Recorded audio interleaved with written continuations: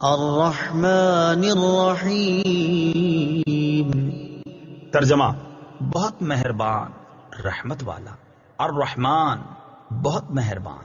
تفسیر صراط الجنان میں اس کی تفسیر کچھ اس طرح ہے: رحمان اور رحیم اللہ تعالیٰ کے دو صفاتی نام ہیں۔ رحمان کا معنی ہے نعمتیں عطا کرنے والی وہ ذات جو بہت زیادہ رحمت فرمائے، اور رحیم کا معنی ہے بہت رحمت فرمانے والا۔ یاد رہے کہ حقیقی طور پر نعمت عطا فرمانے والی ذات اللہ تعالیٰ کی ہے، کہ وہی تنہا ذات ہے جو اپنی رحمت کا بدلہ طلب نہیں فرماتی۔